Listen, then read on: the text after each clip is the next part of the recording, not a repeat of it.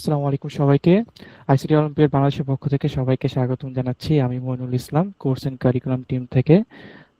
So আজকে আপনাদের class হচ্ছে ই-কমার্স নিয়ে। ক্লাসটি নিচ্ছেন এমডি জিম্মাতুল ইসলাম ভাইয়া। ভাইয়া বর্তমানে মিলিটারি কলেজ এন্ড স্কুল খুলনাতে আইসিটি ডিপার্টমেন্টের লেকচার হিসেবে আছেন। ভাইয়া কি আমাকে শুনতে পাচ্ছেন?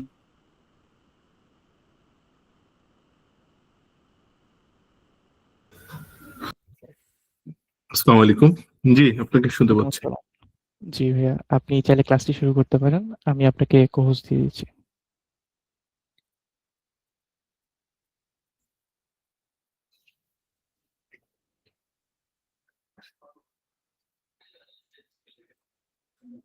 আসসালামু আলাইকুম। শুভ সন্ধ্যা সবাইকে। আমার কথা কি সবাই শুনতে পাচ্ছ? Yes, sir. Sir Yes, sir. Yes, sir. Okay. So আমি Mohammad Zimmatul Islam, Khulna military collegiate school Khulna ICT ডিপার্টমেন্টের লেকচার হিসেবে কর্মরত আছি। আমি কম্পিউটার সায়েন্স ইঞ্জিনিয়ারিং এ বিএসসি এবং এমএসসি কমপ্লিট করেছি এবং এর অ্যাডভান্স লেভেলে হিসেবে digital forensic, cyber security, networking এগুলো নিয়ে প্রায় 14 বছর যাবৎ কাজ করছি। তো আজকে আমাদের যে টপিকস ই কমার্স, এই ই কমার্সের উপর বেস করে আমি তোমাদেরকে একটা ক্লিয়ার কনসেপ্ট দিতে চাই, যাতে করে তোমরা আপকামিং যে কম্পিটিশন আছে আইসিটি অলিম্পিয়াডের যে কোশ্চেনের প্যাটার্ন গুলো হবে সেগুলো যেন বুঝে শুনে আনসার করতে পারো।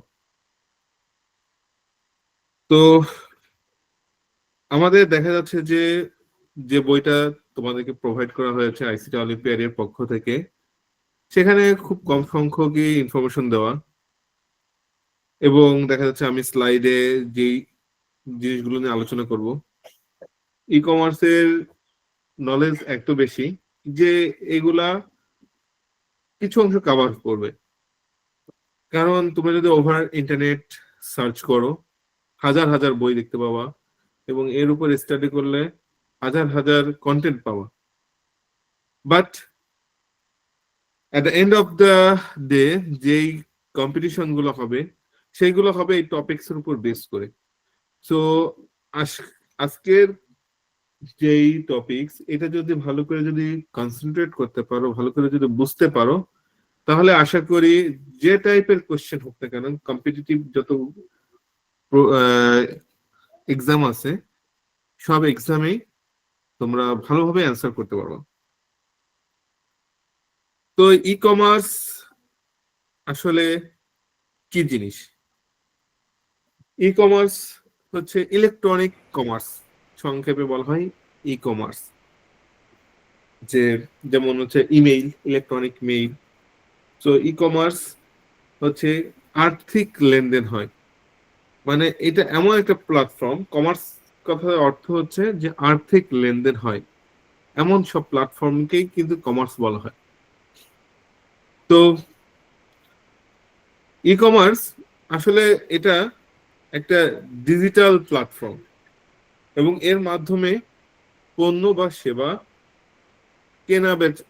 কেনা হয় অথবা বেচা হয়। তো দেখা যাচ্ছে যে পণ্য হিসেবে কিন্তু আমরা অনেক কিছুই কিন্তু আমরা জানি যে আসলে ডিজিটাল প্ল্যাটফর্মে যে পণ্যগুলো কেনাবেচা হয় তার মধ্যে জনপ্রিয় আছে দারাজ, তারপরে আছে তোমার রকমারি, ইভ্যালি।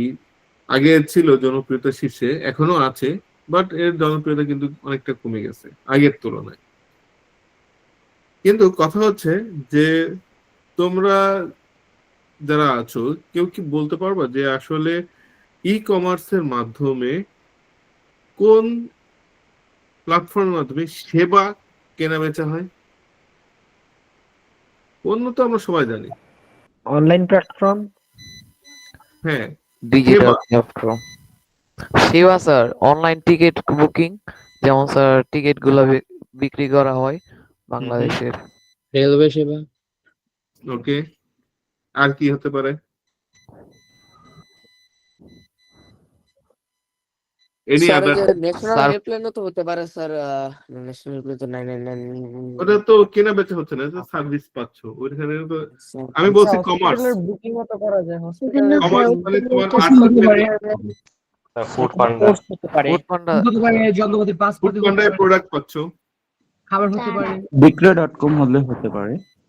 ওখানে তো প্রোডাক্ট নিয়ে কেনা বেচা হচ্ছে। স্যার ওভাল আছে, তারপর স্যার ওভার আছে ট্রান্সপোর্ট সার্ভিসের জন্য। হ্যাঁ, এইসব ক্ষেত্রে যদি আমরা একটু দেখি যে ইন্টারন্যাশনাল প্ল্যাটফর্মে নেটফ্লিক্স আছে। নেটফ্লিক্স হচ্ছে হ্যাঁ তোমার স্যার, কিন্তু পণ্য না, এটা জাস্ট এন্টারটেইনমেন্ট। এন্টারটেনমেন্ট, বিনোদন। বিনোদন সেবা। স্যার টফি আছে বাংলাদেশের। বাংলাদেশের টফি আছে, বায়োস্কোপ আছে, বঙ্গ আছে। তো এইগুলা হচ্ছে কি যে আমরা টাকা দিয়ে সেবা কিনতেছি। আবার এমন এমন ওয়েবসাইট আছে যেখানে তোমরা যদি অর্ডার করো যে তোমার বাসার এসি নষ্ট হয়ে গেছে, তারা কিন্তু এসে ঠিক করে দিয়ে যাচ্ছে। তোমার দেখা যাচ্ছে যে এই যে courier service, on kind of সেবা, রেডেক্স বলো, কারণ এরা তো অন্যের পণ্য তোমার কাছে এনে পৌঁছে দিচ্ছে, সেবা করছে, তারা কিন্তু পণ্য বিক্রি করছে না। তো এই জিনিসগুলা আমাদেরকে মাথায় রাখতে হবে যে সবাই জেনারেল আঙ্গিকে যে জিনিসগুলো চিন্তা ভাবনা করে, তোমাকে একটু ইনডেপথ একটু চিন্তা করতে হবে, এবং যে কোশ্চেন গুলো আসবে সেগুলো নিয়ে যদি তোমরা একটু চিন্তা ভাবনা করে আনসার করতে পারো, মনে হয় না কোনো ধরনের সমস্যা হবে। কারণ আমাদের এই ই কমার্স সম্পর্কে যদি আমরা নলেজকে বাড়াতে পারি, আমাদের প্রাইমারি টার্গেট হচ্ছে নলেজকে বাড়ানো, এবং এই নলেজ কি করবে, আমাকে কোশ্চেনের আনসার করতে হেল্প করবে। বাই দিস টাইম এই নলেজ কিন্তু আমাদেরকে ডে টু ডে লাইফেও কিন্তু সাহায্য করবে। তো মানে একের মধ্যে অনেক কাজ। নলেজ হচ্ছে এমন একটা জিনিস যা যদি আমরা আর্ন করি, তা কিন্তু কখনোই কিন্তু কেউ চুরি করতে পারবে না। That is called knowledge. তো এইখানে ই কমার্স সম্পর্কে অন্যরা যেটা মনে করবে যে না, অনলাইনে খালি পণ্য বেচা হয়, তোমাকে পণ্য তো দেখতেই হবে, সাথে সাথে সেবাও নিতে হবে। এবং ই কমার্স বলতে যে সাইট গুলা দেখবা যে অনেকগুলা কিন্তু আগে ছিল, কিন্তু বর্তমানে তারা কিন্তু প্রতিষ্ঠানকে গোটাই নিচ্ছে। কয়েকটা নাম বলতে পারো? বিক্রয়.com, ওটা তো আছে এখনো, যারা আগে ছিল বাট এখন নেই।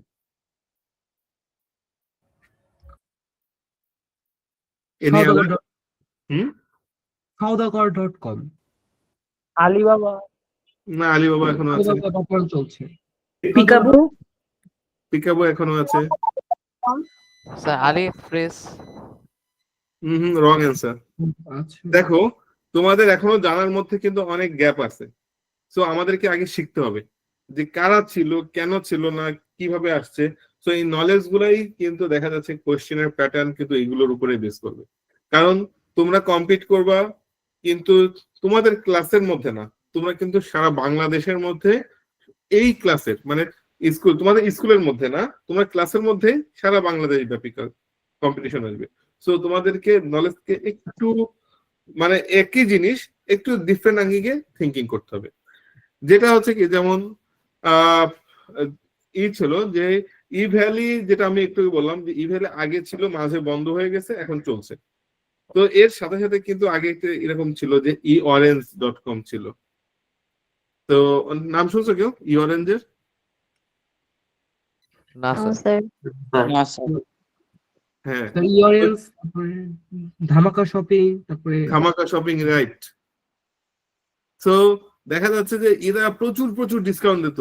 ই ভ্যালি, ই অরেঞ্জ, ধামাকা, মানে এত পরিমাণ ডিসকাউন্ট দিত যে মানুষ পাগলের মতো খালি টাকা ইনভেস্ট করতো। তো দেখা যাচ্ছে যে ওরা যে এত ডিসকাউন্ট দিত, কিন্তু ওরা ওদের কমিটমেন্টকে পরে ঠিক রাখতে পারেনি। ওরা ডিসকাউন্ট দিয়েছে ঠিকই, কিন্তু সে অনুযায়ী ক্রেতাদেরকে পণ্য সাপ্লাই দিতে পারেনি, যার কারণে ওরা কিন্তু ধুম করে পড়ে গেছে। সো এটা কিন্তু অনলাইন প্ল্যাটফর্মে একটা বড় একটা জায়গা যে প্রতারণার একটা ব্যাপার। সো আমরা ই কমার্সের অনেক সুবিধার পাশাপাশি অনেক অসুবিধাও আছে। ট্রাস্টের লেভেলটা একটা ব্যাপার। তো আমরা এটা কেন সবাই মানে গ্রহণ করে, কারণ এটা হচ্ছে একটা আধুনিক পদ্ধতি। কারণ আগের কালে যদি তোমরা আজ থেকে জাস্ট 20 ইয়ার্স ব্যাক যদি মনে করো, তোমার আজ থেকে 20 বছর পূর্বে বাংলাদেশে একটা বিজনেস মানে টাইম মেশিনে চলে গেল এবং একটা ব্যবসা শুরু করতে যাচ্ছ। এখন সেখানে তো আজ থেকে 20 বছর আগে তো ই কমার্স বাংলাদেশে ছিলই না, ইন্টারনেট খুব নতুন নতুন আসছে, জাস্ট ইন্ট্রোডিউস হচ্ছে। তো সে অবস্থায় তুমি তোমার ব্যবসাকে প্রচারের জন্য কি ধরনের টেকনোলজি তুমি ব্যবহার করবা, অথবা কি ধরনের পদ্ধতি তুমি অ্যাপ্লাই করবা যাতে করে মানুষ তোমার প্রোডাক্টটা জানতে পারে? Any idea? স্যার টেলিভিশনে বা ম্যাগাজিনে গুড, ওইসব মানে প্রচার করার। Good, good. Social media. Social media sir. Social media তো অতটা প্ল্যাটফর্মের মানে অতটা জনপ্রিয় ছিল না। স্যার টেলিভিশনে বিজ্ঞাপনের মাধ্যমে নিউজ পেপারে হ্যাঁ, আমরা হচ্ছে দেখা যায় বিভিন্ন বিলবোর্ডে বড় বড় ছবি দেখা এখনো তো আছে। তো দেখা যাচ্ছে যে এগুলো দিন দিন কমে যাচ্ছে। রেডিও ছিল, মাইকিং করে রেডিওতে, রেডিওর মাইকিং মাধ্যমে করে অনেকে বিক্রি করতো, রেডিওর মাধ্যমে করতো। বাট আজ থেকে 20 বছর পর এখন মানুষ কিন্তু আর বিলবোর্ড, টেলিভিশন, নিউজ পেপার এগুলো চিন্তা করে না।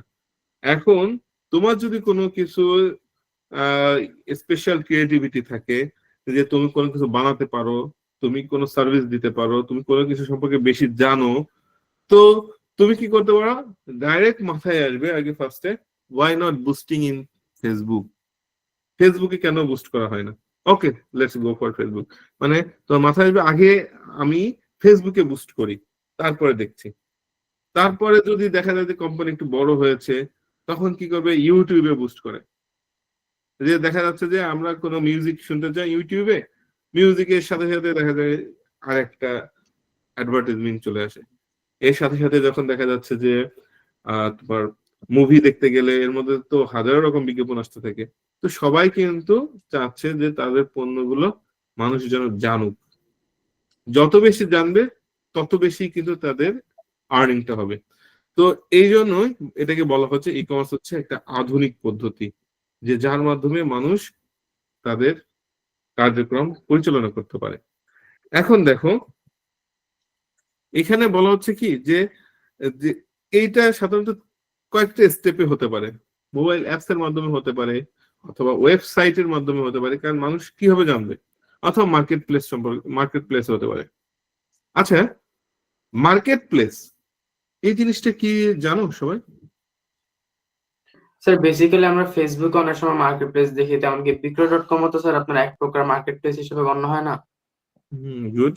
মানে মিন্স হচ্ছে কি, যেখানের মধ্যে আপনার কাস্টমাররা নিজেদের জিনিস কিনতে পারবে এবং বিভিন্ন মার্চেন্টরাও অ্যাড হয়ে নিজেদের পণ্য বিক্রি করতে পারবে, ওইটা মেবি মার্কেট প্লেস হতে পারে। Good, exactly. এটা হচ্ছে স্যার ডিজিটাল প্ল্যাটফর্ম, যেটার মাধ্যমে ক্রেতারা কিনে আর বিক্রেতারা বিক্রি করে। হ্যাঁ, রাইট, সবার কনসেপ্ট কারেক্ট।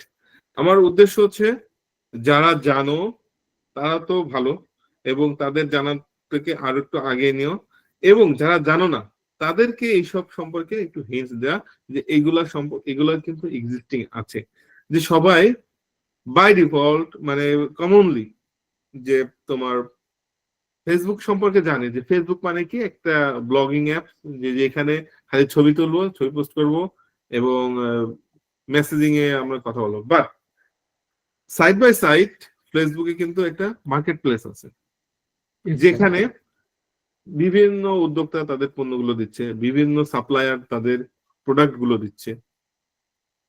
যে দেখা যাচ্ছে কেউ মোবাইল আছে, মোবাইল বিক্রি করতেছে, কেউ কম্পিউটার বিক্রি করতেছে, হোয়াটএভার ইট ইজ। তো দেখা যাচ্ছে যে মানে আমাদের এই মার্কেট প্লেসটা কি সেটা জানা। মোবাইল অ্যাপটা হচ্ছে আমরা যে প্লে স্টোর থেকে যে অ্যাপগুলো, নামি প্লে স্টোর বলতে পারো, অথবা আইফোনের যে স্টোর আছে অ্যাপল স্টোর থেকে দারাজের অ্যাপস এর মাধ্যমে আমরা করতে পারছি, দারাজ, তারপর বিক্রয়.com, এগুলো হচ্ছে মোবাইল অ্যাপ। এবং দেখবো যে প্রত্যেকটা কোম্পানিরই নিজস্ব ওয়েবসাইট আছে, সেই ওয়েবসাইটের মাধ্যমেই কিন্তু এই বিজনেস গুলা পরিচালনা হচ্ছে। তো স্যার সরি ইন্টারফেয়ার, স্যার একটা প্রশ্ন ছিল স্যার, আমরা কি মোবাইল অ্যাপ গুলোকে এক প্রকার মার্কেট প্লেস বলতে পারি? না, মোবাইল অ্যাপটা হচ্ছে কোনো না কোনো অর্গানাইজেশনের কিন্তু অ্যাপ। এখন দারাজ একটা মার্কেট প্লেস। এই যে মোবাইল অ্যাপস কি মার্কেট, ফেসবুকের যেগুলো আছে, তুমি যদি মোবাইল অ্যাপস আছে, এখন যদি একটা জিনিস চিন্তা করো, সুপার শপ যেটা হয়ে থাকে সেভেন্সের, সেখানে কিন্তু বিভিন্ন কোম্পানির প্রোডাক্ট গুলো আছে, ওটা কিন্তু একটা মার্কেট প্লেস, মানে modern market place, super shop. আবার তুমি যদি যাও যে পাইকারি বাজারটা যা দেখো, সেখানে কিন্তু একজন কিন্তু বসে না, বিভিন্ন জন বসে।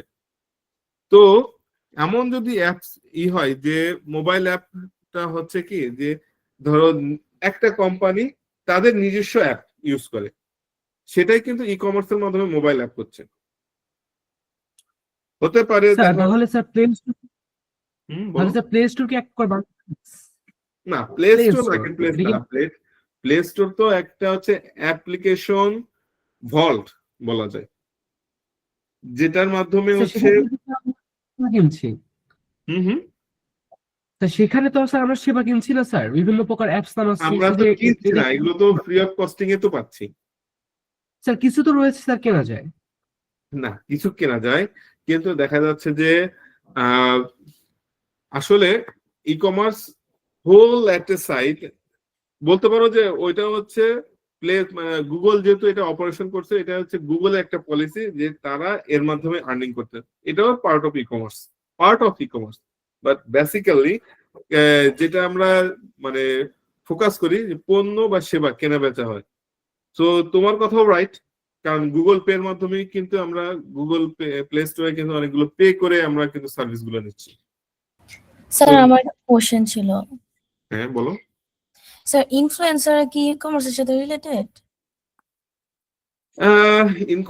ইনফ্লুয়েন্সারদের ওরা তো বিভিন্ন রিভিউ নিয়ে কাজ করে, তো আমার মনে হয় না, কারণ ই কমার্স হতে পারে সেটাই যেটা হচ্ছে তোমার আর্থিক লেনদেন জড়িত। না, ওরা তো বিভিন্ন প্রোডাক্ট হচ্ছে গিয়ে আছে মানে অনলাইনের মাধ্যমে তো হচ্ছে সবার কাছে ছড়াই দেয়, তো এর জন্য জিজ্ঞেস করছিলাম আর কি। হ্যাঁ, এখন এটা যদি তাদের এরকম যদি কোনো ওয়েবসাইট থাকে, ইনফ্লুয়েন্সারও হবে যদি দেখা যায় তাদের ওয়েবসাইট আছে যে তুমি তাদেরকে হায়ার করতেছো, যে আমার এই জিনিসগুলাকে তোমরা হাইলাইট করো, আমি কেক বানাতে পারি, অথবা আমি রান্না করতে পারি, অথবা আমার বিভিন্ন প্রোডাক্ট আছে, এইগুলাকে তুমি বলতে মূলত অ্যাডভার্টাইজিং বোঝানো হচ্ছে এখানে, তো হ্যাঁ, আপনার ই কমার্স আসতেছে না। না অ্যাডভার্টাইজিং করতেও যদি তোমার ই কমার্স, ইলেকট্রনিক কমার্স বলছি না ফার্স্টে, যে আর্থিক লেনদেন থাকবে, অ্যাডভার্টাইজিং ফার্ম গুলাও তো ই কমার্সের আওতাভুক্ত। বললাম না যে এখানে দেখো তুমি, আমি ফার্স্টে যে জিনিসটা মেনশন করছি, আমি 3টা পয়েন্ট নিয়ে আলোচনা করছি ই কমার্সের মাধ্যমে, পণ্য বা সেবা। এখানে দেখছো আমি কিন্তু এখানে মেনশন করে দিই পণ্য বা সেবা কেনা বেচা হয়। সো ইনফ্লুয়েন্সার তোমাকে কিন্তু সেবা দিচ্ছে, এই যে কুরিয়ার, সে তো তোমাকে প্রোডাক্ট দিচ্ছে না, সে তোমাকে সেবা দিচ্ছে, যে তোমার কোম্পানি থেকে প্রোডাক্টটা তোমার কাছ পর্যন্ত পৌঁছে দিচ্ছে। তো তোমার মাথায় রাখতে হবে যে যদি কখনো কেউ কিছু বলে যে এই জিনিসটা কি তোমার ই কমার্সের অন্তর্ভুক্ত কিনা, তো তুমি ফার্স্টে আগে তাকে মানে ওই টপিকস কে কোশ্চেন করে দেখবা যে এটা কি আর্থিক লেনদেনের সাথে জড়িত কিনা। কারণ ই কমার্স প্ল্যাটফর্মে আসতে গেলে ফার্স্ট অফ অল তাকে শর্ত পূরণ করতে হবে, আর্থিক লেনদেনের সাথে জড়িত হতে হবে। বুঝতে পেরেছি? জি স্যার। Good. লাইক অনলাইন বিজনেসের মতো, ইলেকট্রনিক বিজনেস সামথিং এরকম। এক্স্যাক্টলি, এই যে বললাম না ই কমার্স মানে ইলেকট্রনিক কমার্স, কমার্স মানে হচ্ছে আর্থিক লেনদেন এর সাথে জড়িত থাকবে, এটাই হচ্ছে ই কমার্স। আচ্ছা, আমরা যদি এখন একটু হিস্টোরির দিক তাকাই, ই কমার্সের শুরু হয়েছিল কিন্তু 1960 সালের দিক থেকে। ফার্স্ট ট্রানজেকশন মানে জাস্ট ওই কনসেপ্টটা তখন কাজে আসে যে অনলাইনের মাধ্যমে যে কেনাবেচা করা যেতে পারে এরকম একটা ধারণাটা, এবং এটা টেস্ট অ্যান্ড ট্রায়াল ভাবে 1960 সালে হয়েছিল। বাট এটার বাস্তব রূপ নিতে নিতে দেখা গেছে আরো 35 বছর সময় লেগে গেছে, যেখানে আবির্ভাব হয়েছে অ্যামাজন, ইবে। তো অ্যামাজন তো স্টিল নাও দেয়ার অপারেশন, ইবেও আছে, তারা হচ্ছে ইন্টারন্যাশনালি পণ্য কেনাবেচা করে। এবং 2000 সালের পর থেকে কিন্তু এর ব্যবহার অনেক বেড়ে গেছে ডিউ টু ইন্টারনেট। ইন্টারনেটের ব্যবহারের সাথে সাথে এর জনপ্রিয়তা কিন্তু দিন দিন বেড়ে যাচ্ছে। তো বর্তমানে দেখা যাচ্ছে যে আলিবাবা, দারাজ, ইভ্যালি, পিকাবো, রকমারি, আরো অনেক অনেক, যদি তোমরা কাউন্টিং করো অনেক ওয়েবসাইট পাবা। তো এগুলোর মধ্যে আমাদের দেখা যাচ্ছে যে যত দিন যাবে এক একজন তাদের প্রোডাক্টকে রিভিউ করার জন্য এক এক ধরনের পলিসি চিন্তা করে। কেউ দেখা যাচ্ছে যে কোনো মার্কেট প্লেস চুজ করে, হতে পারে ফেসবুক মার্কেট প্লেস, হতে পারে দারাজ, অথবা দেখা যাচ্ছে যে কেউ আর কি দেখা যাচ্ছে নিজেই নিজের প্রোডাক্টকে রিভিউ করতে পারে। যেমন দেখা যায় যে গ্রামীণ ফোন তাদের প্রোডাক্ট গুলাকে মার্কেটাইজ করার জন্য মাই জিপি আছে, যে ওটার মাধ্যমে সে করে। বাংলা লিঙ্ক তাদের প্রোডাক্ট গুলোকে প্রমোট করার জন্য তাদের অ্যাপস আছে। এরকম দেখবো যে হোন্ডা কোম্পানি গুলা ওদেরও নিজস্ব অ্যাপস আছে। মানে যারা যে সেবাটা পরিচালনা করে তাদের নিজস্ব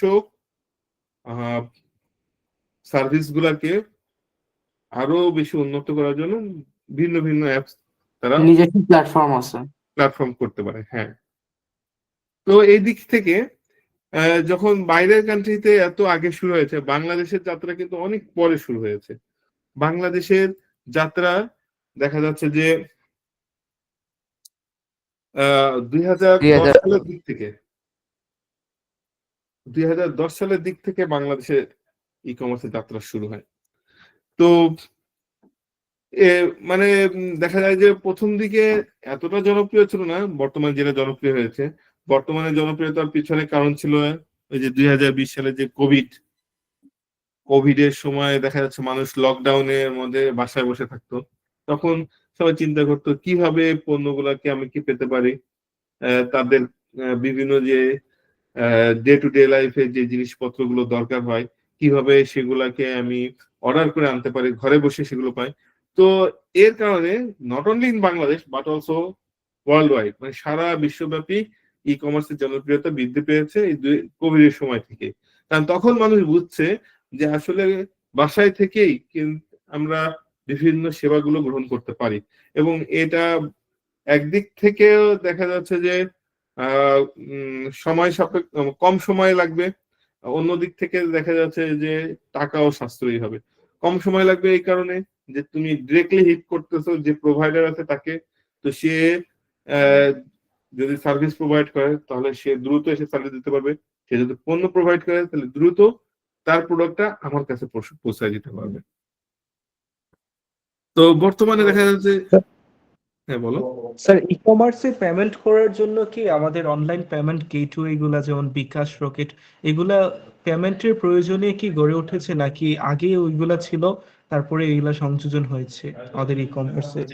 দেখা যাচ্ছে যে ই কমার্সের যদি মনে করো যে পেমেন্ট গেটওয়ের জন্য আগে কিন্তু সবসময় ছিল cash on delivery, COD. G sir.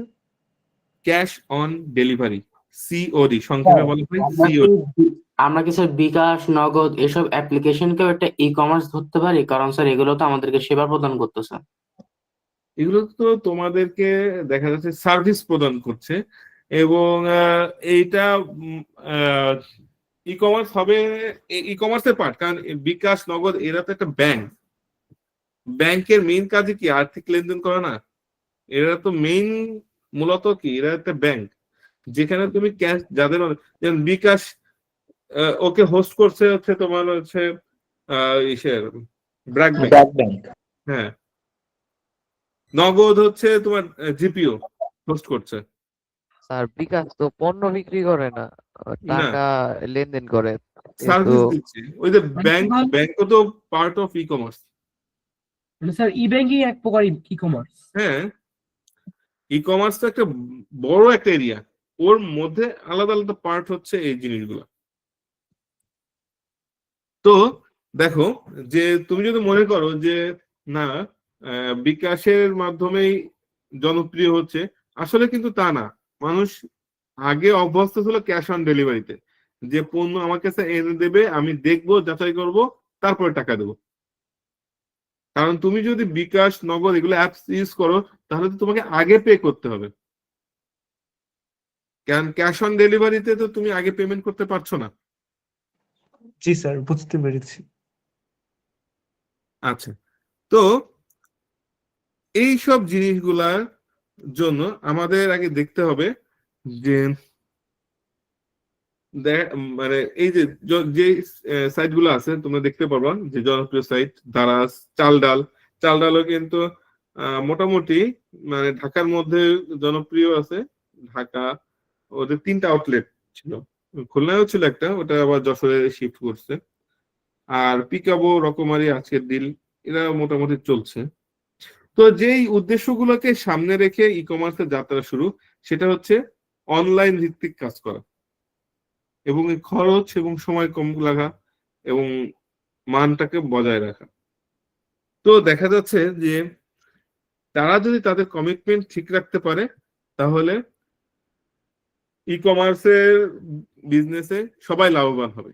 But এই যে ই অরেঞ্জের মতো তারা যদি বিভিন্ন অফার টফার দেখায়, 2 দিন পর গোটায় নিয়ে যায়, তাহলে কিন্তু এই যে মানে এর নেগেটিভ দিক হচ্ছে সেটা, যে তুমি যাচাই বাছাই ছাড়া তুমি দেখছো যে কোনো একটা সাইট, কোনো একটা প্রতিষ্ঠান প্রচুর প্রচুর ডিসকাউন্ট দিচ্ছে, বা তুমি কোনো জিনিস না ভেবে তুমি টাকা ইনভেস্ট করে ফেলছো। কারণ ডিসকাউন্টের পেছনে তো অনেক কিন্তু থাকে। সেই তোমাকে চিন্তা করে তুমি যদি না করে যদি ইনভেস্ট করো, তাহলে এটা হচ্ছে তোমার ব্যর্থতা। প্রথম প্রথম লাভ কিছুটা পেলেও পরবর্তীতে কিন্তু ঠিকই লসের মধ্যে পড়ে যাওয়া। তবে স্যার, এই ধরনের সমস্যা এড়ানোর জন্য কি আমাদের দায়িত্বশীল পর্যায়ে, গভর্নমেন্ট পর্যায় থেকে কোনো ব্যবস্থা নেওয়া হয়? কারণ জনগণ তো সচেতন ওই লেভেলের হইতে পারে না সব সময়, বা জানেও না বেশিরভাগ ক্ষেত্রে। এটা তো অলরেডি চলছে। ভোক্তা অধিকার যে অর্গানাইজেশনটা গভর্নমেন্ট প্রস্তুত রেখেছে, যে ক্লায়েন্ট তাদের রিভিউ গুলা যদি না পায় এবং তাদেরকে কমপ্লেইন করে, তারা কিন্তু এগেনস্টে কিন্তু মামলা করতে পারছে। তো এটা তো গভর্নমেন্টের তরফ থেকেও তো একটা সার্ভিস চালু আছে। তো দেখা যাচ্ছে যে ভোক্তা অধিকার তোমার নট অনলি শুধুমাত্র তোমার মানে তোমার এরিয়াতে খাবারের মান নিয়ে তারা কাজ করছে, বাট অলসো ন্যাশনাল লেভেলেও তারা কিন্তু কাজ করছে। যদি তুমি প্রতারণার শিকার হতে পারো এবং তারা যদি সাপোর্ট না দেয় ওই কোম্পানি, তখন তুমি ভোক্তা অধিকারে তুমি তোমার অবজারভেশনটা দিতে পারো। তো তারাও কিন্তু গভর্নমেন্টের তরফ থেকে তোমাকে হেল্প করবে। তাহলে ভোক্তা অধিদপ্তরও এখন ই কমার্সের ভিতরেও সাহায্য করে? হ্যাঁ হ্যাঁ, সব জায়গায়। আচ্ছা স্যার দেখো তো। স্যার একটা কোশ্চেন ছিল, হ্যাঁ ই বলো। কমার্সের স্যার ইনভেনশন না কোথায়, কোন সাল থেকে? বুঝলাম না। ই কমার্সের ইনভেনশনটা কোন সাল থেকে? এই যে একটু আগে যে দেখালাম না, যে তোমার 1960 সালে পরীক্ষামূলক ভাবে তৈরি হয়েছিল। ও 1960 সালের দিকে টপিকস কে নিয়ে তোমার কাজ করছিল, যে কি শুরু হতে পারে। এইটা দেখা যাচ্ছে যে 60 সালে বলতে দেখা যায় যে প্রথম দশক মানে কি, যে 60 থেকে 70-এর মধ্যে। এটার ফার্স্ট ছিল যে মাইকেল আলড্রিক ফার্স্ট তোমার ই কমার্সের শপিং ইনভেনশন করছিল, বুঝছো? স্যার তো ওই সময় কি ওইটা অনলাইনের মাধ্যমে হয়েছিল না ইয়া ক্যাশ অন ডেলিভারি বা এরকম টাইপের? অনলাইন তো মানে এটা দেখা যাচ্ছে কি e commerce not only online but also দেখা যাচ্ছে যে তোমার ফোনের মাধ্যমে যে সার্ভিস গুলা পাচ্ছ, এটা তো ফোনের মাধ্যমে তো হতে পারে যে এই আমাকে এগুলো পাঠায় দাও অথবা এই নাম্বার গুলো পাঠায় দাও। অনলাইনের মাধ্যমেই আমরা ফার্স্ট করি, কিন্তু ইন্টারনেট তো প্রথম থেকে লিমিটেড পর্যায়ে ছিল, অল্প কিছু এরিয়াতে এগুলো সার্ভিস গুলো দিত। কিন্তু যখন আস্তে আস্তে ইন্টারনেট বড় আকারে গ্রো হয়েছে তখন এর জনপ্রিয়তা সারা দেশে ছড়াইছে। হ্যাঁ স্যার, বুঝছি। তাহলে স্যার এটা কি বলা যায় যে মানে টাকার বিনিময়ে যদি আমরা কোনো সেবা বা কোনো কিছু কেনা বেচা মানে এই টাইপ ধরতে গেলে ই কমার্স বলতে পারি? এক্স্যাক্টলি। বুঝতে পারছি। তো মানি রিলেটেড যদি থাকে অবশ্যই যে কোনো সাইটে কিংবা যে কোনো জায়গায় ক্রেতা বিক্রেতার কোনো লেনদেন হইলে সেটা ই কমার্স। হুম হুম। এখন দেখো স্ক্রিনে কিন্তু আমি একটা জিনিস দেখাইছি, এটা কি মোটামুটি সবাই মনে হয় এর সাথে পরিচিত? জি স্যার, জি স্যার। Yes sir. জি স্যার। এটা একটা কমন জিনিস যে অর্ডার করা হয়েছে একটা জিনিস আর আসছে আর একটা জিনিস। বাট স্যার রিটার্ন করে দেওয়া যায় তো, এরপর রিটার্ন করে দিতে হয়। রিটার্ন করে দেওয়া যাচ্ছে, ডেলিভারি কিন্তু চার্জটা দিতে হয়। হ্যাঁ হ্যাঁ, কিন্তু কিন্তু টাকাটা একটু লস যায় বাট ব্যাপার নেই। কিন্তু এটা কিন্তু তুমি স্যার আমি যে দেই না, সময় যাচ্ছে ডেলিভারি চার্জটা দেই না। কিন্তু সময় স্যার যাচ্ছে একটা ফান ফ্যাক্ট যে স্যার এখন পর্যন্ত আমি পার্সোনাল লাইফে কোনো এরকম পাইনি।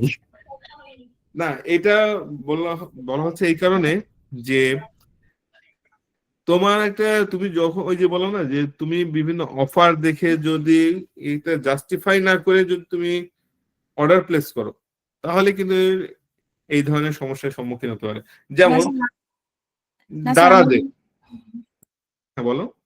না স্যার আমি একবার অর্ডার করছিলাম, এরকম কোনো অফার ছিল না, একটা পার্স ছিল স্যার, যা ছবিতে দেখাইছে তাতে একদম বিপরীত, না কাপড় মানে কিছুই মিলে না, মানে মনে হতেছে যে নর্মাল যে একটা কাপড় সেলাই করে দিয়ে দিছে। হ্যাঁ এখন দেখো যে তুমি যদি এই যে বললাম না যে এখানে অনেক ফ্রড কোম্পানিও থাকে যে যারা অনেক কম দামে কিনে তোমাকে অনেক বেশি দামে বিক্রি করে। শুধু এখানে অনলাইন না, তুমি যখন শপিং মলে যাবা অথবা যখন নিউ মার্কেটে যাবা তোমার এলাকায়, তো দেখাবে যে অনেক দোকানদারে আছে যে যারা কিনবে অল্প দামে কিন্তু বেচবে তোমার কাছে দ্বিগুণ দামে অথবা তার বেশি দামে। তো এই অভিজ্ঞতা কিন্তু সব জায়গায়, কিন্তু তুমি দেখা যাচ্ছে যে এমন কিছু প্রোডাক্ট পেয়েছো যেটা তুমি এক্সপেক্ট করো না। সো এই যে যেটা বললা যে কাপড়ের গুণগত মান ঠিক ছিল না, অথচ তারা কিন্তু বলছে যে না এটা আমি অরিজিনাল প্রোডাক্টটা দিচ্ছি। এটা এক ধরনের প্রতারণা। আবার যারা যারা এক্সপেরিয়েন্স করেনি তারা তো গুড যে তারা এই চিপার মধ্যে পড়েনি, কারণ দেখা যাচ্ছে যে ইনফ্যাক্ট আমার নিচে এক ভাড়াটিয়া আছে, তো সেও এরকম এই ধরনের একটা অভিজ্ঞতা মানে তিক্ত অভিজ্ঞতার মধ্যে পড়েছিল যে যে কিনা ফেসবুকের যে মার্কেট প্লেস আছে ওইখান থেকে কোনো একটা প্রোডাক্ট দেখে তাকে বলছিল যে আপনি করেন এই যে আমাকে এই জিনিসটা পাঠিয়ে দেন, ক্যাশ অন ডেলিভারি ছিল। কিন্তু দেখা যাচ্ছে যে যে লোককে সে ফোন করেছে সে বলে কি আপনার এইটা মানে পণ্যটা আসছে কিন্তু আটকে গেছে, আপনি তাড়াতাড়ি আমাকে একটু পে করে দেন, আমি আপনার কিছুক্ষণের মধ্যে জি স্যার, আপনার এরকম পণ্যটা। হয়েছে অনেকবার, স্যার অনেক কিছু। সেম কাহিনী স্যার আমার নিজের আন্টির সাথে হয়েছে, 17,000 টাকা আমার বাসায়। বাবার সাথে হয়েছিল স্যার। হ্যাঁ এই যে স্যার যারা যারা এই জিনিসগুলো সম্পর্কে মানে এটা হয় কি যে অভিজ্ঞতা না থাকলে অথবা জানা না থাকলে এই ধরনের সম্মুখীন হতেই হয়। তো অনেকবার টাকা দেওয়ার পরও সে টাকাগুলো কিন্তু আর ব্যাক আসেনি। তো আমার আম্মুর সাথে তো এটা প্রায় সময় হয়। পেমেন্ট করলে আপনার জিনিসটা অমুক জায়গায় আছে আমরা দিচ্ছি এরকম করে বলে, বাট টাকাটা দেওয়ার পর আর কল ধরে না। স্যার এক্ষেত্রে স্যার আমরা যে দারাজকে দেখি, স্যার দারাজ তো স্যার নিজস্ব কোনো প্ল্যাটফর্ম না স্যার, বহুগুলা সেলারকে মিলে স্যার একটা গঠিত একটা প্ল্যাটফর্ম। স্যার সেক্ষেত্রে দারাজে স্যার স্ক্যামটা হওয়ার সুযোগটা একটু বেশি না স্যার?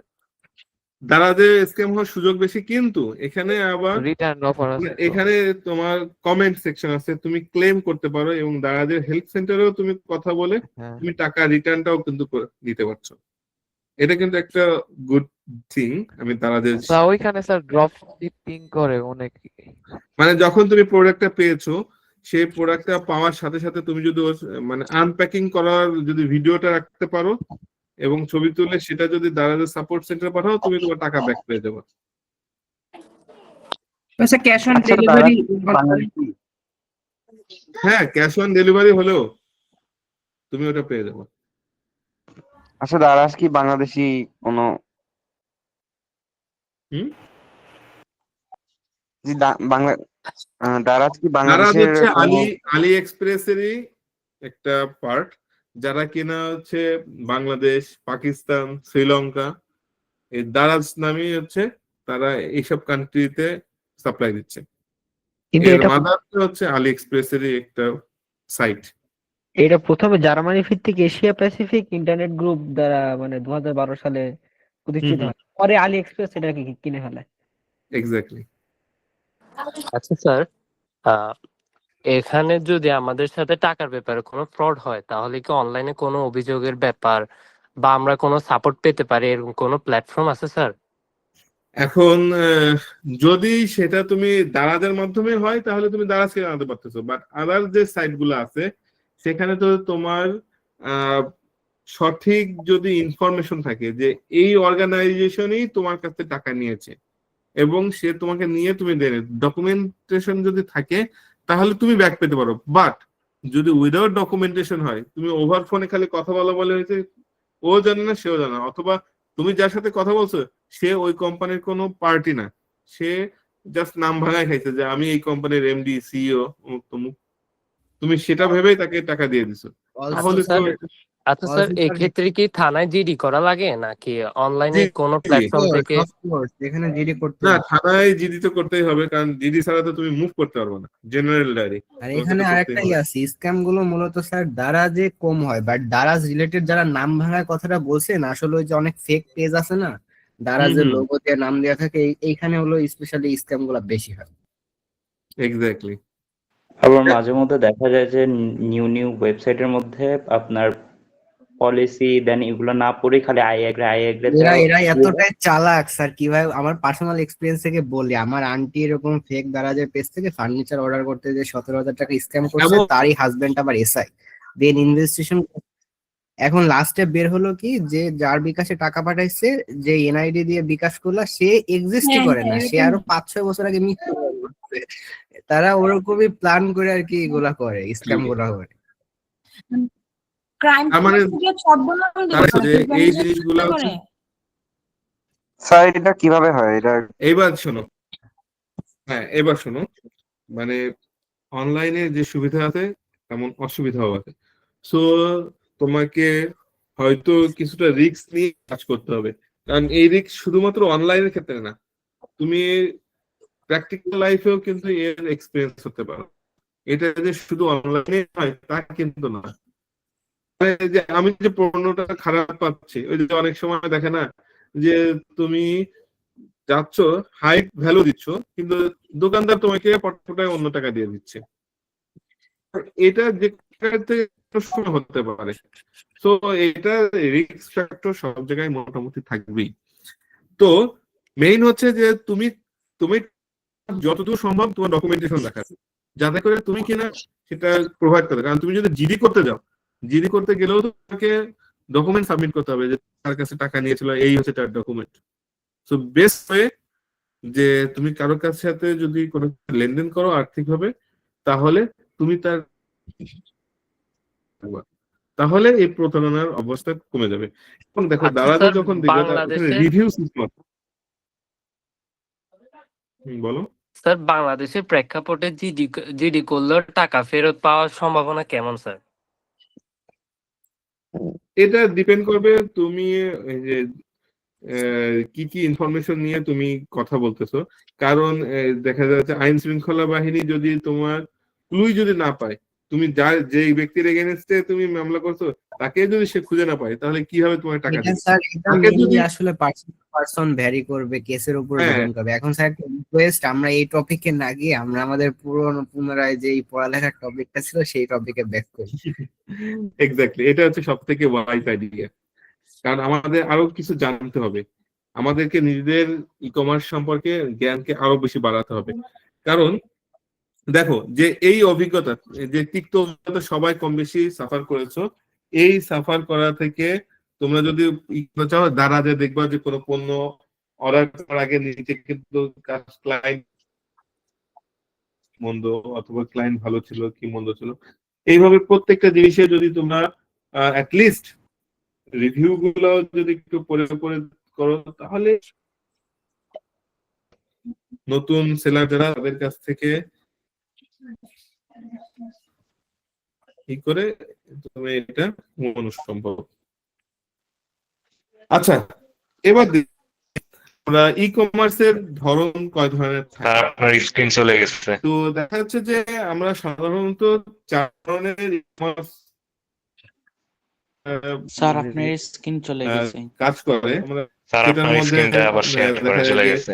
B2B এবং B2C। B2C হচ্ছে কি ক্লায়েন্ট। স্যার আপনার স্ক্রিন চলে গেছে এবং কথা আমার স্ক্রিন কি দেখা যাচ্ছে না? আমি আর ভাবতেছি ভাই আমার নেটওয়ার্ক ইস্যু। স্যার আপনার কথাও একটু ক্লিয়ার না।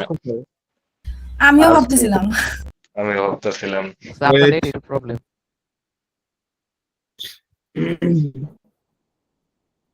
আমার কথা কি এখন শোনা যাচ্ছে? জি স্যার। জি স্যার শোনা যাচ্ছে। জি স্যার। আচ্ছা, আমি তাহলে শেয়ার দিচ্ছি।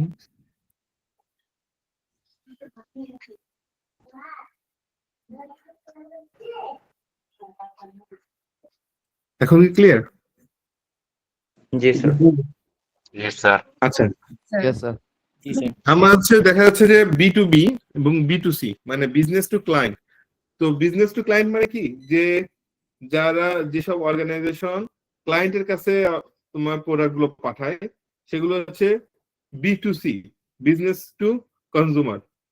আর একটা হচ্ছে B2B মানে বিজনেস টু বিজনেস, সেটা হচ্ছে যে আমার একটা কাপড়ের বিজনেস আছে, আমি এর সাথে খাবারের বিজনেস চালু করতে, সো আমি কি করব, আরেকজন আমার পরিচিত আরেকজন অথবা অন্য কোনো কোম্পানি থেকে আমি সেই প্রোডাক্টের তাদের হচ্ছে খাবার আমি নিয়ে আমি আমার সেইগুলোকে আবার রিসেল করতে, অথবা আমি কাপড়ের মধ্যে আমি একটা ব্র্যান্ডের শুধুমাত্র সেল করি, এর সাথে সাথে আমি অন্য অনেক ব্র্যান্ড যেগুলো আছে সেগুলোও আমি এর সাথে আমি অ্যাড করতে চাচ্ছি। সেগুলো হচ্ছে আমি B2B এর মাধ্যমে কিন্তু অন্যান্য আদার বিজনেস যে অর্গানাইজেশন আছে তাদের সাথে আমি চুক্তির মাধ্যমে অথবা কন্ট্রাক্টের মাধ্যমে আমি তাদের পণ্যগুলো আমি সাপ্লাই দিতে পারি। একটা হচ্ছে B2C বিজনেস, যেমন স্যার হ্যাঁ স্যার যেমন স্যার স্যামসাং থেকে স্যার প্রোডাক্ট কিনে আইফোনের বিভিন্ন ধরনের প্রোডাক্ট কিনে।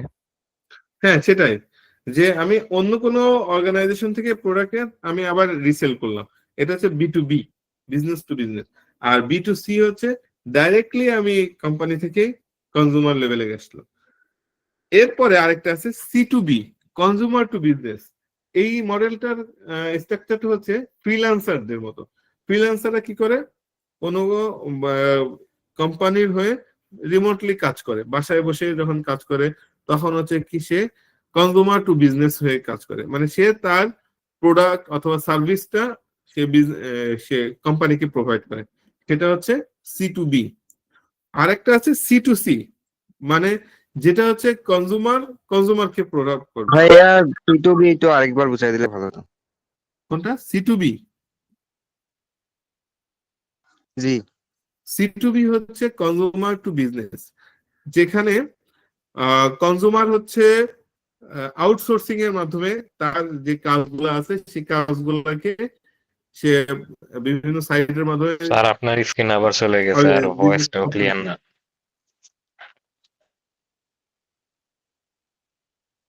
আমার কথা কি বেড়ে যাচ্ছে?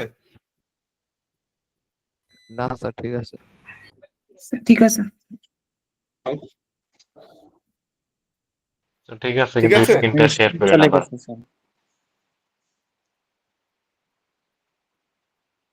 স্ক্রিন চলে গেছে? জি স্যার। না স্যার, আমার কাছে ঠিকই আছে। স্ক্রিন কি দেখতে? আমার এখানে তো চলে গেছে। আমি দেখছি স্যার। হচ্ছে ওই যে ই কমার্সের ধরন। স্যার অনেকের স্ক্রিনে আছে আবার অনেকের স্ক্রিনে নাই। হ্যাঁ আমি দেখছি। হ্যাঁ আমি পাশের আরেকটা মাল্টি স্ক্রিনে দেখছি। সরি ভাই ভাই একটু ইন্টারাপ্ট করছি এখানে আমাকে show ভাই, করছে। একটু স্ক্রিন শেয়ারটা একটু অফ করে আবার দিলে আই গেস প্রবলেমটা সলভ হয়ে যাবে। ওকে ওকে।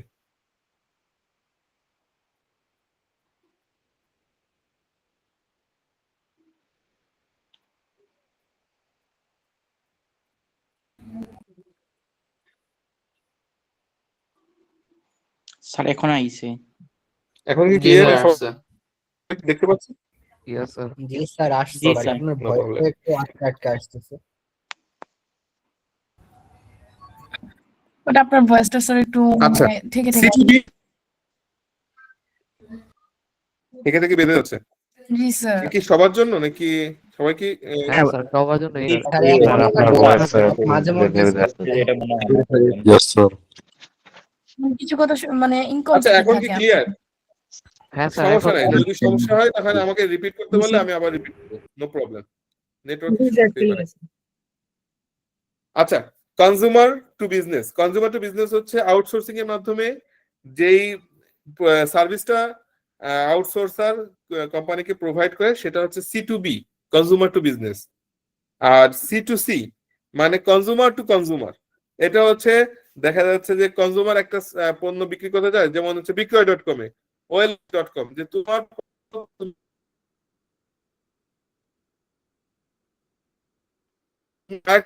আর আপনার কথা কিছু শোনা যায় না। কথা শোনা যায় না স্যার স্যার। Network issue. ক্লায়েন্টের কাছে, তোমার মতো আরেকজন ক্লায়েন্টের কাছে বিক্রি করছো, সেটা হচ্ছে কনজিউমার টু কনজিউমার। স্যার আগের লাইনে কি বলছেন কিছুই বোঝা যায়নি। জি স্যার। স্যার আমি সাজেস্ট করবো আপনার ইন্টারনেটে একটু রিস্টার্ট দিতে। স্যার আবার স্ক্রিন চলে গেছে। আমি কিন্তু সবার কথা শোনা যাচ্ছে। কিছু টাইম শোনা যায়, তারপর আমার শোনা যায় না।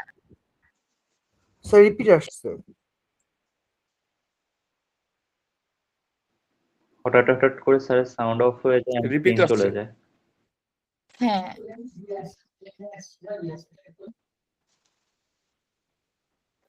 ওকে, আমি এবার একটু দেখছি, 1 মিনিট সময় নিচ্ছি, জাস্ট a minute. হটস্পট পাচ্ছি, নো প্রবলেম।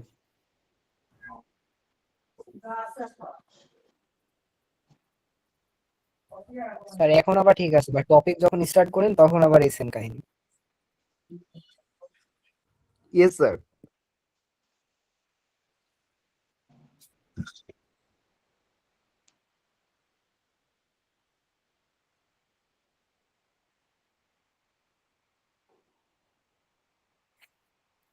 আশা করি এখন সমস্যা হবে না। এখন কি কথা clear? Yes sir. Yes sir. জি স্যার। ওকে, সো আমরা কোথায় ছিলাম? C2B তে, কনজিউমার টু বিজনেস। না স্যার, ওকে, C2C। C2C হচ্ছে বিক্রয়.com-এ যখন একজন ক্লায়েন্ট তার প্রোডাক্টকে যখন আরেকজনের কাছে বিক্রি করবে, সেটা হবে C2C। তো এইভাবে আরো এই 4টা হচ্ছে প্রাইমারি লেভেলের ই কমার্সের ধরন। আর 2টা আছে অ্যাডিশনাল, সেটা হচ্ছে B2G, বিজনেস টু গভর্নমেন্ট। মানে যদি আমি কোনো ই টেন্ডারের মাধ্যমে যখন কোনো কোম্পানি টেন্ডার অ্যাপ্লাই করে, সেগুলো হচ্ছে B2G, বিজনেস টু গভর্নমেন্ট।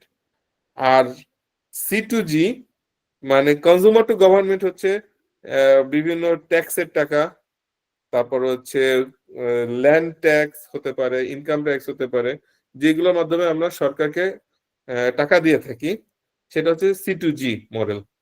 মানে একটা হচ্ছে কনজিউমার টু গভর্নমেন্ট, একটা হচ্ছে বিজনেস টু গভর্নমেন্ট।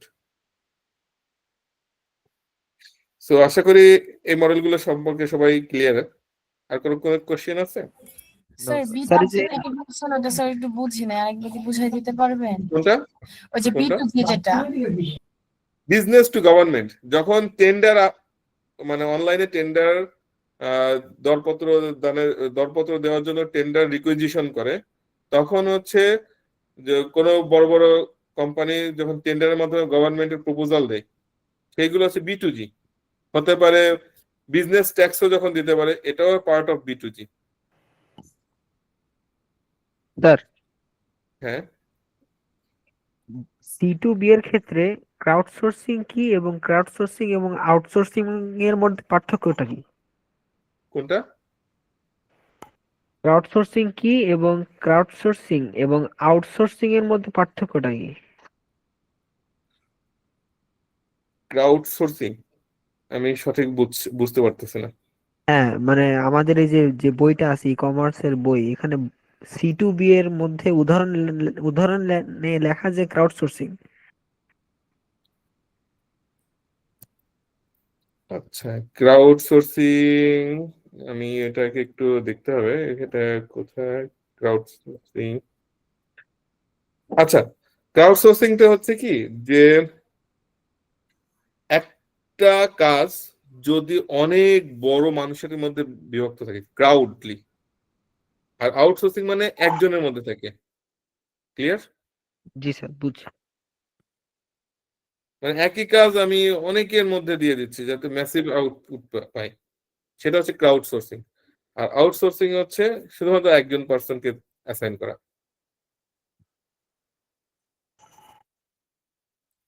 আচ্ছা, এরপর দেখি যে যদি ই কমার্সে আমাকে চালু করতে হয় এর জন্য আমাদের কয়েকটা এলিমেন্ট অবশ্যই থাকা দরকার, যেটার মাধ্যমে মানে গ্রাহক তার প্রয়োজন মতো জিনিস অর্ডার করতে পারে, সেটা হচ্ছে ওয়েবসাইট অথবা অ্যাপ। এটা ফার্স্ট দরকার। এবং এর সাথে সাথে গ্রাহক সেবাকে তোমার যদি করতে হয়, ইনশিওর করতে হয়, এর জন্য লাইভ চ্যাটের ব্যবস্থা, অথবা 24/7 মানে সপ্তাহে 7 দিনই 24 ঘন্টা সাপোর্ট, মানে 24 আওয়ার সাপোর্টই দিতে পারে এমন সাপোর্ট সেন্টার থাকা, এটাকে সংক্ষেপে বলা হয় 24/7, যে সবসময় হচ্ছে চালু থাকা। আর এর সাথে সাথে হচ্ছে পেমেন্ট সিস্টেমের জন্য পেমেন্ট গেটওয়ে গুলো ইনশিওর করা দরকার, যার মাধ্যমে ক্লায়েন্ট থেকে টাকাগুলা বিজনেস লেভেলে যাবে, এবং দেখা যাচ্ছে যে টাকাগুলো পাওয়ার পর যাতে করে বিভিন্ন প্রতিষ্ঠান তাদের প্রোডাক্ট গুলা যেন সঠিক নিয়মে ক্লায়েন্ট পর্যন্ত পৌঁছাতে পারে, এর জন্য লজিস্টিক সাপ্লাই থাকতে হবে। লজিস্টিক মানে হচ্ছে কি, যে পণ্যটা কোথায় আছে, কি অবস্থায় আছে, এই যে ট্র্যাকিং সিস্টেম, এটাকে বলা হয় লজিস্টিক্স। এই লজিস্টিক্স এর মাধ্যমেই হচ্ছে পণ্যগুলো সব ট্র্যাকিং করা হয়। আর এইগুলা সংরক্ষণের জন্য একটা ডেটা ম্যানেজমেন্ট থাকবে, যেখানে হচ্ছে কোন প্রোডাক্ট কোথায় গেল, কার কাছে আসলো, এই সব কিছু ট্র্যাকিং এই ডেটাবেজের মাধ্যমে জমা থাকবে। স্যার যেরকম সবাই- আমরা স্যার যেরকম আমরা রকমারিতে যদি স্যার কোনো পণ্য অর্ডার করি, যেমন আমি একটা বই অর্ডার করলাম, সেক্ষেত্রে আমার অর্ডারটা যখন প্লেস হয় তখন আমাকে আমার ইমেল একটা মেসেজ আসে, আমার অর্ডারটা যখন ডেলিভারি পার্সনের কাছে যায় তখন একটা মেসেজ আসে। স্যার কিছুটা এরকম। এক্স্যাক্টলি। সো এই যে উপাদানগুলো যদি আমি ইনশিওর করতে পারি, তবে আমি বলতে পারবো আসলে ই কমার্সে একটা সফলভাবে আমি একটা ই কমার্স প্রতিষ্ঠা করতে পেরেছি। এখন আমি একটা কোশ্চেন দিই, দেখো তো এই কোশ্চেনের আনসার কি কেউ করতে পারবা? ইজি একটা স্যার জিনিস। Option D, G2C B2C, option right. B. G2C সরকার কর্তৃক নাগরিকদের, দেখো, সরকার কর্তৃক নাগরিকদের জন্য অনলাইন সেবা। তো সরকার বললেই কোনটা আসতে পারে? G government. Exactly, government government. তো আশা করি আজকে যে টপিকস গুলা সম্পর্কে আলোচনা করা হলো সেগুলো সম্পর্কে তোমরা মোটামুটি জানতে পারছো, এবং আজকের এইটা যদি জানতে না পারতা তাহলে এই আনসার গুলো করাটা কঠিন হয়ে যেত। এবং দেখা যাচ্ছে যে আরো অনেক কোশ্চেন থাকবে, সেগুলোর অ্যান্সার যদি করতে পারো তাহলে আইসিটি অলিম্পিয়াডে তোমার দেখা যাচ্ছে অনেক ভালো মার্কস পাবা। আর আমরা আছে এখন মোটামুটি যে ই কমার্স আছে, যে সুবিধা অসুবিধা, এই জিনিসগুলো আমরা অলরেডি আলোচনা করেছি। মান প্রতারণা, এইগুলা নিরাপত্তা সমস্যা, এই জিনিসগুলার উপর বেস করে কিন্তু একটা ই কমার্স সাইট অথবা ই কমার্স গঠিত হয়। এর সুবিধাও যেমন আছে তেমনি অসুবিধাও আছে, যে অনেক সময় ডেলিভারি আসতে লেট করে, অনেক সময় যাতায়াত সুযোগ থাকে না, আবার অন্যদিকে সুবিধার মধ্যে দ্রুত ডেলিভারি, মানে ডেলিভারি দুই জায়গায় কিন্তু একটা সুবিধা আছে একটা অসুবিধা আছে। এক জায়গায় দেখা যাচ্ছে যে কাস্টমার পাঠাই দিলে তারা খুব দ্রুত ডেলিভারি করছে, কিন্তু যারা ফ্রাউড আছে অথবা যারা প্রতারণা আশ্রয় নেয় তারা কিন্তু ডেলিভারিতে সমস্যা করে, আজকে না কালকে দিবে, কালকে না পরশুদিন দিবে, এইভাবে মান নিয়ন্ত্রণ করে, যার কারণে এই ব্যাড রিভিউর কারণে তারা কিন্তু তাদের বিজনেস গুলাকে বুঝায় নেয়। তো এই ছিল আজকের টপিকস। তো আমি একটা ফিউচারের জন্য মানে ফিউচার ই কমার্সের জন্য আমি এখন একটা ভিডিও দিব, সবাই একটু মনোযোগ দিয়ে দেখো যে ভবিষ্যতের ই কমার্সের এই হবে কি, যে এআই এবং মেশিন লার্নিং, যেখানে ক্রিপ্টোকারেন্সিরও ইমপ্লিমেন্টেশন থাকবে, ভয়েস কমান্ড থাকবে যে আমার এখন ক্ষুধা লাগছে, আমি একটা পিৎজা চাই অথবা বার্গার চাই। সো এইগুলো আছে ভয়েস কমান্ডের মাধ্যমে, এটা ইন ফিউচারে আমাদের ই কমার্সের ইন্টিগ্রেট হবে এবং আমরা সেই ধরনের টেকনোলজির দিকে আগাচ্ছি। সো স্যার একটা কোশ্চেন ছিল। এই ভিডিওটা দেখো, এরপর আমি কোশ্চেনটা অ্যান্সার করছি। স্ক্রিন কি দেখতে পাচ্ছ? জি Yes, sir. sir. Yes, sir. When this guy paid at the shop, he just casually tapped his hand on the scanner. The cashier was shocked when the payment went through, totally caught off guard. What they didn't realize was the guy had a tiny RFID chip implanted in his hand. It works kind of like a credit card, but with more features. The chip gets inserted with a small injection and sits right under the skin. Then you can program it using your phone. After that, it's like having a secret power. You can unlock doors, make payments, even open your car.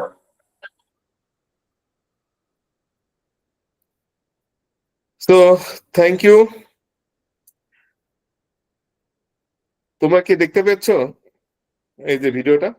Yes, sir. আচ্ছা, এবার কারো question থাকলে বলো।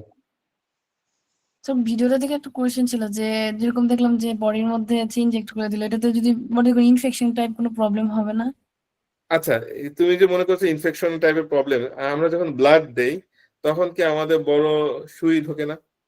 হ্যাঁ। তা 3 মাস পর পর তাহলে ব্লাড দিতে পারছে কি করে? আমরা যখন আমাদের বিভিন্ন টিকা দিচ্ছে, সবকিছুই তো থাকবে। তো দেখা যাচ্ছে যে ওই হ্যাজার্ড গুলা মেনটেন করে এই জিনিসগুলো তৈরি করা, এবং ইউরোপীয় ইউনিয়ন গুলায় যে কান্ট্রি গুলো আছে তারা হচ্ছে এই জিনিসগুলা কিন্তু আরো 6 বছর আগে থেকে ওরা আস্তে আস্তে আস্তে আস্তে অভ্যস্ত হচ্ছে, যদিও বাংলাদেশে এখনো শুরু হয়নি, তবে আসবে ইন ফিউচার। বাংলাদেশে অলরেডি এনএফসি শুরু হয়েছে, এনএফসির মাধ্যমে বিকাশ Yes, sir. ইমপ্লিমেন্ট করছে। স্যার একটু আগে আমরা যে ভিডিওটা দেখলাম স্যার, সেখানে দেখতে পাচ্ছি যে চিপটার মাধ্যমে আমরা কোডিং করতে পারছি এবং স্যার সেটার মাধ্যমে আমরা অনলাইনে কার্যক্রম চালাতে পারতেছি। এক্ষেত্রে অবশ্যই স্যার চিপটাতে স্যার ব্যাটারি রয়েছে, স্যার এই ব্যাটারিটা চার্জ একদিন স্যার ডিসচার্জ হবে, সেই ক্ষেত্রে স্যার এটা আবার চার্জ দিতে হবে না? এই ক্ষেত্রে হচ্ছে কি যে সিস্টেম তো থাকবেই, যে যদি ধরো 5 বছর 10 বছর এরকম একটা লংজিভিটি দিয়েই কিন্তু ওরা এই জিনিসগুলো ছাড়ছে, যে তুমি 2 দিন পর পর ব্যাটারি নষ্ট হবে এমন জিনিসটা সেখানে দিবে না। জি স্যার। যেমন দেখা যায় যে মানুষের যখন এই যে কিডনি অকেজো হয় তখন যে ইটা করে, এই যে রক্তের জন্য ই করে না, এই যে হ্যাঁ ডায়ালাইসিস করে, একটা নির্দিষ্ট সময় পর পর করে, পুরা রক্তকে নিয়ে আবার রক্ত দেয়, তো মানুষ বেঁচে আছে না, চলছে তো এইভাবে। আবার যখন যাদের কি হৃৎপিণ্ডে সমস্যা, তাদের জন্য পেস মেকার, ওটাও তো ব্যাটারি চালিত। তো সবকিছুই আছে, তারপরও হচ্ছে সুবিধা অসুবিধা থাকবে। ইনফ্যাক্ট আমরা যে ফোন ইউজ করি সেটাও তো শরীরের জন্য ক্ষতিকর। স্যার এনএফসির যেমন ব্যাটারি নাই, এরকম কি এটাও হতে পারে? স্যার এনএফসির মধ্যে তো ব্যাটারি থাকে না, সেরকম কি ওই চিপটার মতো হতে পারে? এটা হচ্ছে মানে ডে বাই ডে ওটা আরো ইমপ্লিমেন্টেশন করবে। এখন ওটা কি পর্যায়ে আছে সেটা হচ্ছে আমাদের বাংলাদেশে চালু না হলে আমরা কিভাবে বুঝবো? সো মোটামুটি ধরে নেওয়া যায় যে ওইখানে যে ব্যাটারি গুলো থাকে সেগুলো হচ্ছে লাইফ লং লাস্টিং এ একটা মানে দীর্ঘমেয়াদী ব্যাটারি থাকে। স্যার আরেকটা কোশ্চেন ছিল। স্যার ওই যে আপনি যে আগে মানে ভিডিওটার আগে একটা ইয়ে দিছিলেন না স্ক্রিনের মধ্যে, যে ভয়েস কমান্ডের মাধ্যমে ই কমার্স, যে তো স্যার ওই যে বিভিন্ন ধরনের ইয়ে আছে না, মানে যে অ্যালেক্সা টাইপ, ওদেরকেও তো যখন বলে যে অ্যালেক্সা তুমি হচ্ছে এটা অর্ডার করে দাও বা এই টাইপ, ওই টাইপে কি ওটা করে?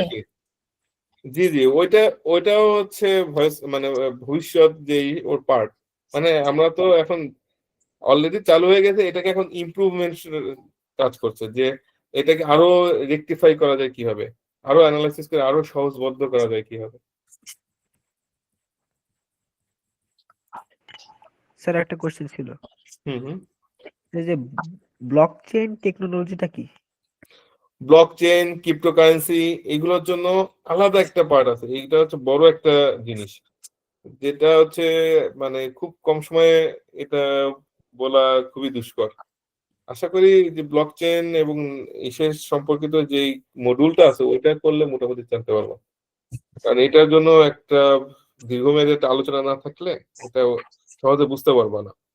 এটা ব্লকচেইনটা হচ্ছে ক্রিপ্টোকারেন্সি ম্যানেজমেন্ট করার একটা সিস্টেম, সহজ কথায়।